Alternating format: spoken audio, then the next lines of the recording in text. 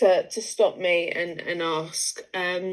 But before I do kind of go into it, are you quite familiar with Klaviyo? Have you ever come across us before, used us, or was this the first time you saw us? It was the first time, I must say. Yeah, we've only been in Dublin since January, so that doesn't surprise me. Okay, very good. So you're new in Dublin. I read the deck you sent me.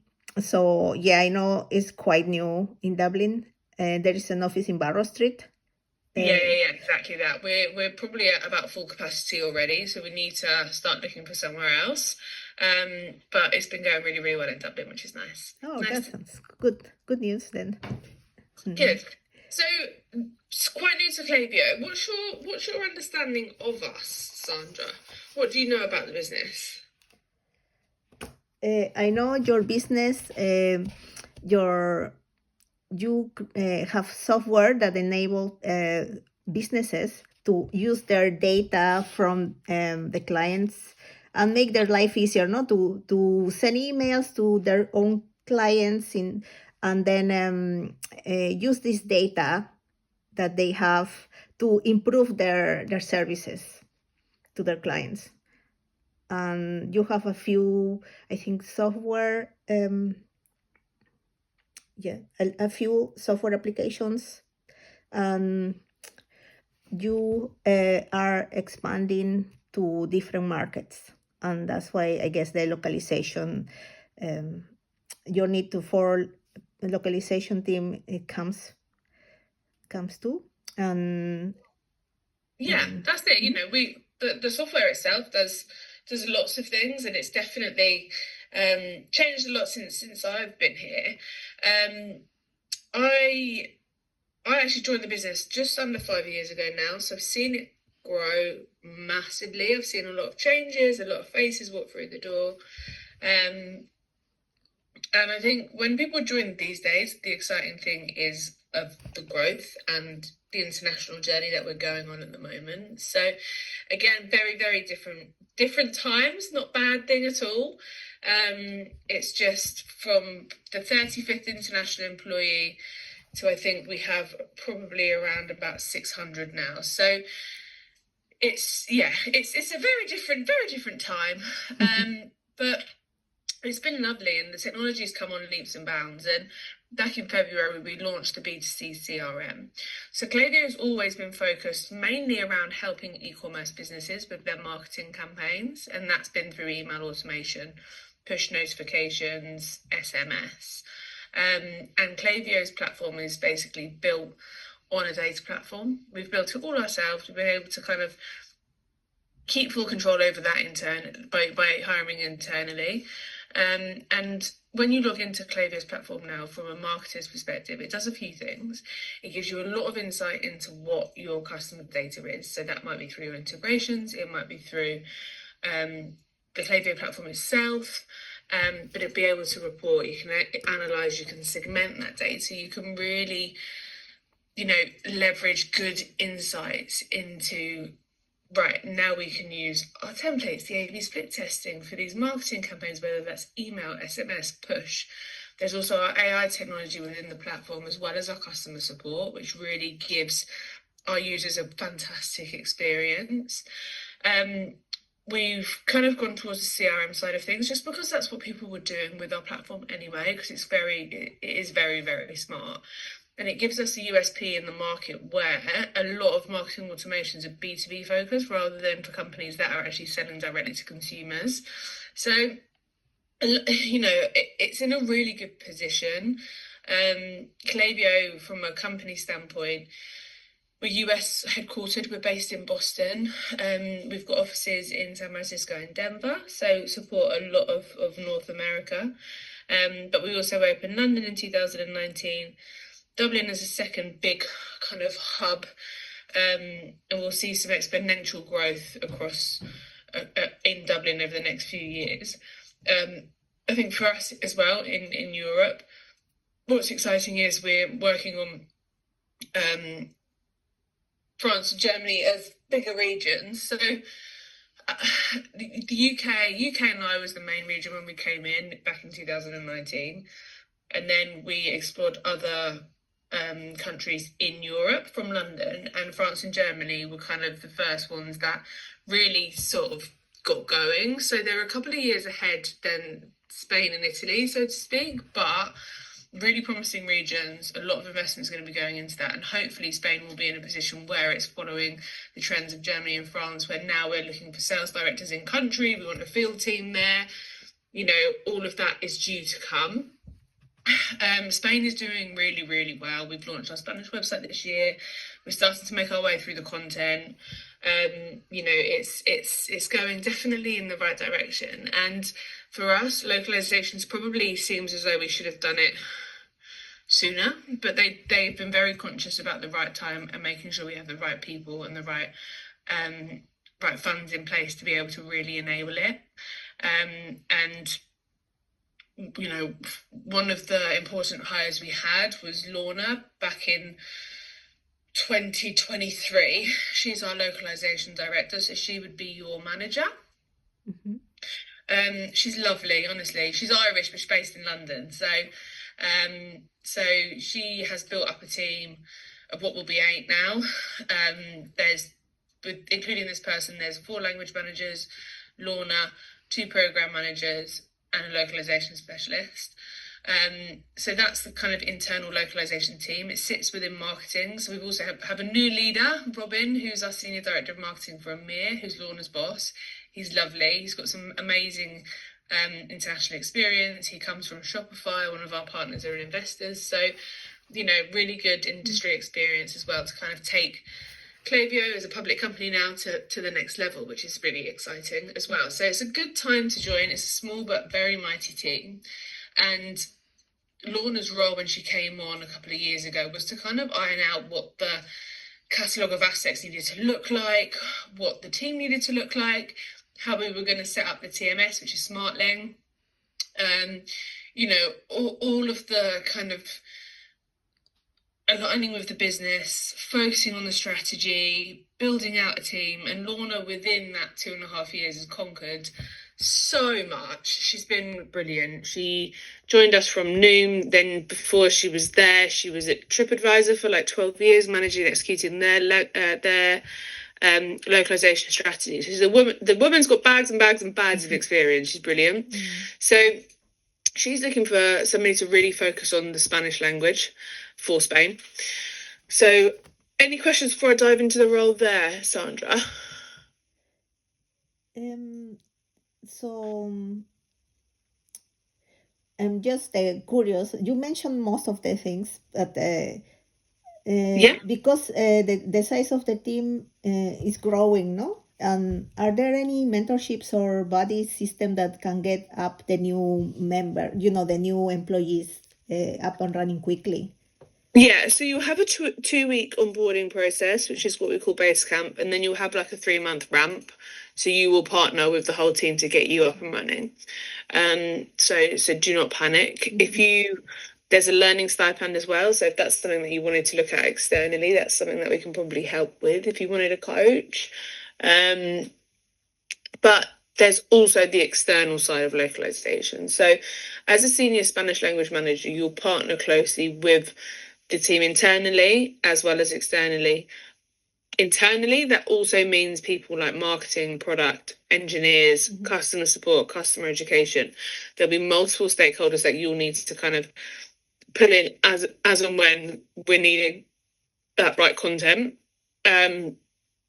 So aside of cross collaboration internal, we have as well our localization provider, our Spanish linguist for our translation provider. We have a number of people that we outsource just because the team is so small and we need more support. So the key kind of responsibilities for this role is going to be developing and maintaining the linguistic assets, so style guides, glossaries, all of that sort of stuff, and the cultural standards and guidelines for Spain to ensure we've got the right tone, the right voice of Klaviyo for our product out there, as well as all the marketing content and that aligns with who us, customer education, customer support.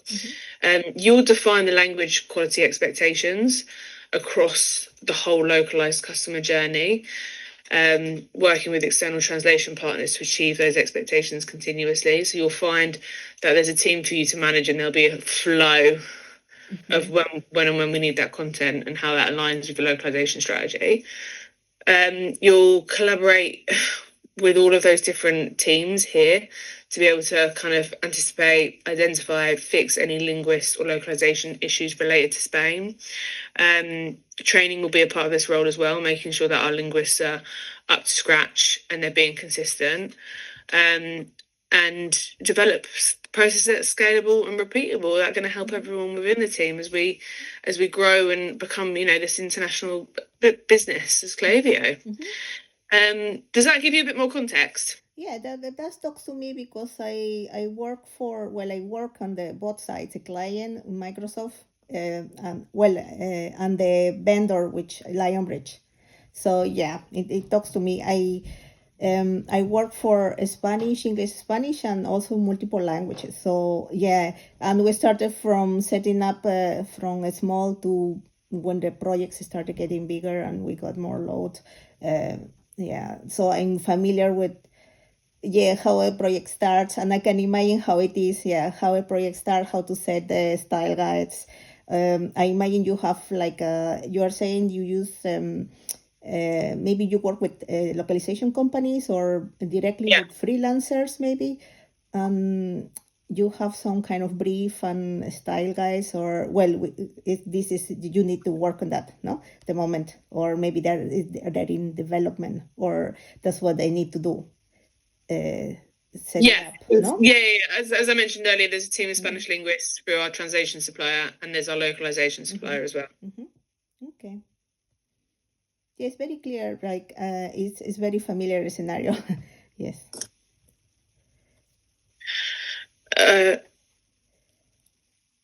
Cool. Yeah. Okay. Cool. Amazing. So talk to me a little bit about where you are at the moment. And have you left Lionbridge, or are you still working there? I recently left due to a reorganization. Yeah. Made redundant. Yes. I'm sorry to hear that.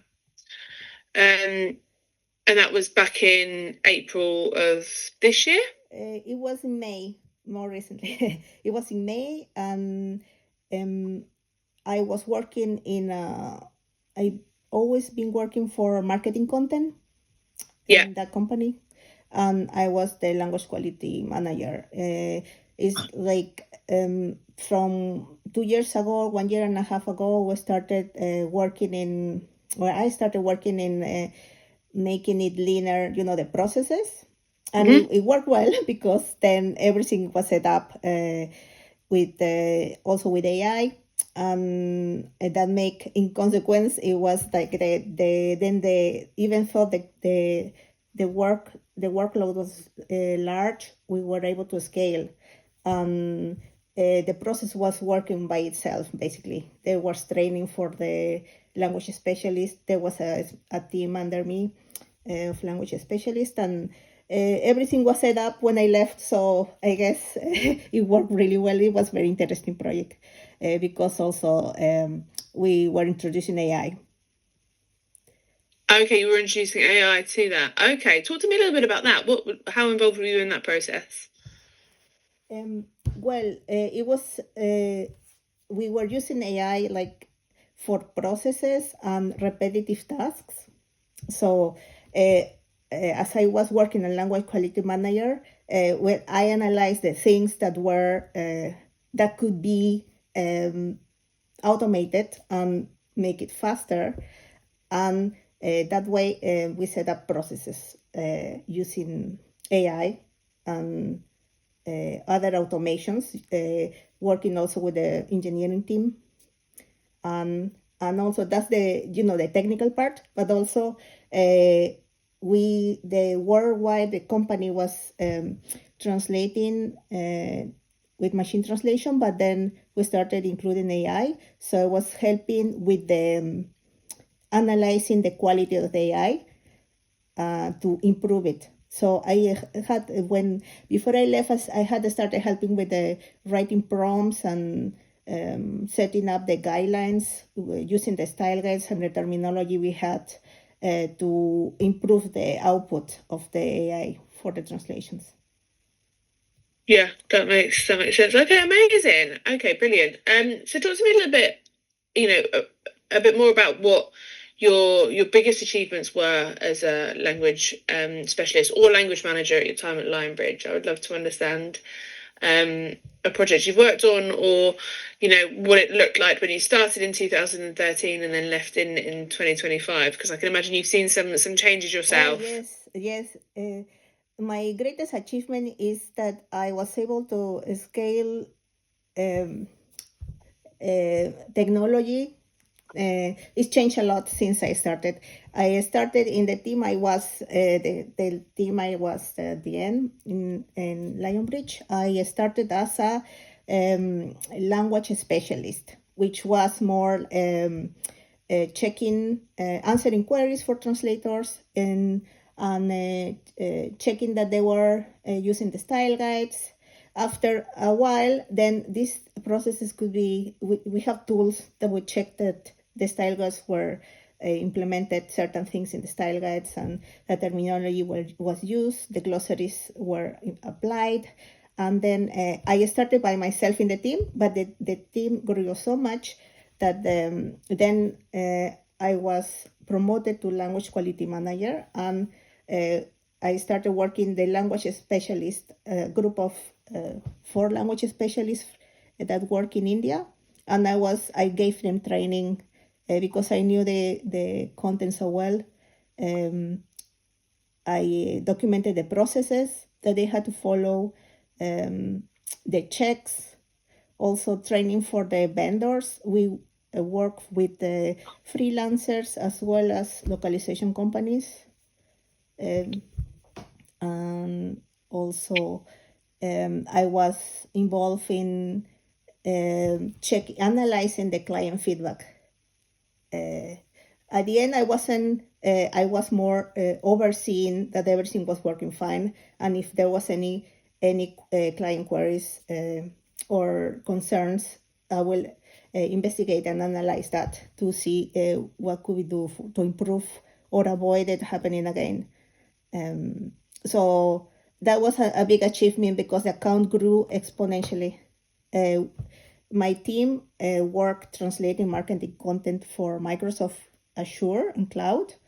So it grew a lot, and I'm really proud that I was able to be from the start and work in the whole processes and terminology, and then implement the new technologies that came about, and finally that I was able to be there when we started using AI for translation.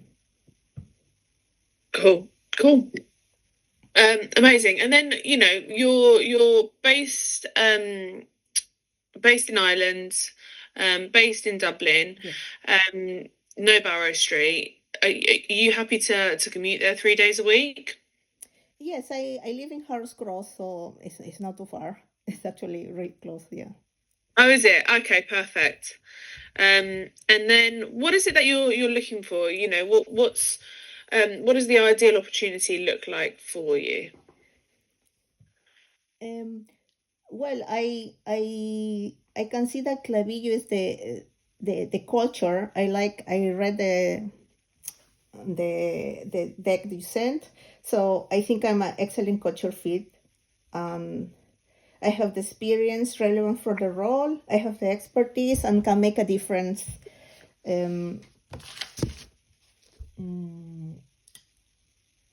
can make a difference, and it sounds like a really exciting experience because it's new. Clavillo is new in Dublin. It's setting up in Dublin.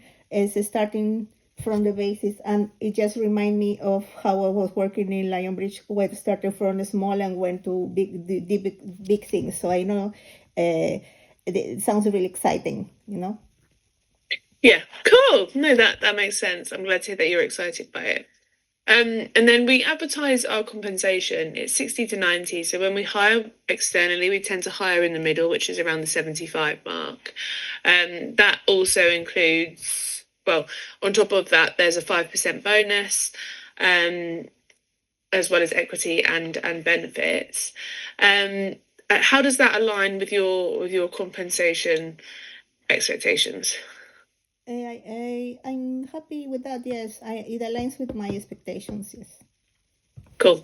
Amazing. Brilliant. Look, that's everything that I have at this stage. The next stage is for me to go away, have a chat with Lorna, and get her thoughts and feedback, and I can let you know where we go from there via email. Before I go and have those conversations, is there anything else that you would like to learn today, Sandra?